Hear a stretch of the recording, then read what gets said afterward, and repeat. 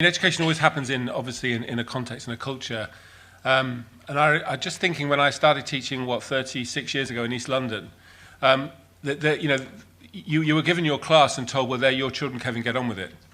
Now, those children were unfortunate because they got me. Next door, the children got Linda, and she was brilliant.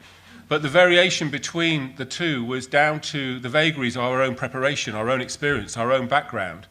That is completely unacceptable for the lives of children in the poorest part of London. And I had a right to know more as a teacher, and I had an obligation to apply what was known. So if you take a key development, let's take reading, teaching children how to read.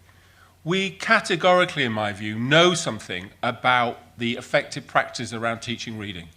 We need to make that, and that's been evidenced and researched over and over again.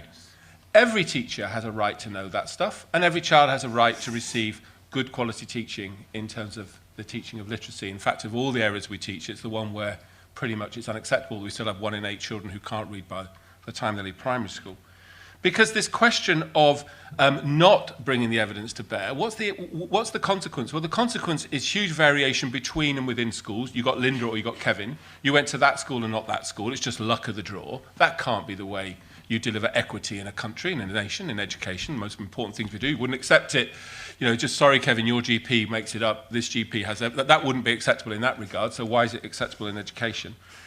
The other thing, of course, is that culture led to huge kind of questions about value for money. We spend, as educators, as teachers, a lot of public money, and we have to be responsible for that. We could do with more. We make the case for more, I think, by spending it well. If you take one example, every kid in Year 7 in my school is going to have an iPad.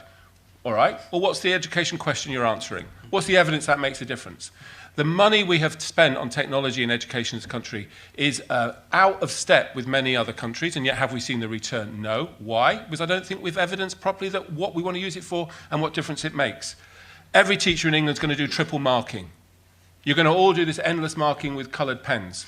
That comes not from evidence. That comes from the kind of corrupt view of audit and a weird reading of feedback research. When we looked into that and looked at the evidence and was able to say to leaders and to the system, actually, there's no evidence for triple marking, that became a great kind of way of saying, remove this burden from teachers. But my final point is, if you don't use evidence, what is the alternative? Is it going to be we make it up as we go, and that's luck? Is it going to be, I don't think that is what will happen, by the way. I think it will be the increasing codification and the reduction of teaching to a technocratic business where we're told what to do. I don't see an unleashing in places where you don't have evidence of creativity. I see increasingly teachers being reduced to being technocrats as they're told what to do with increasing prescription in their practice. Thank you, Kevin.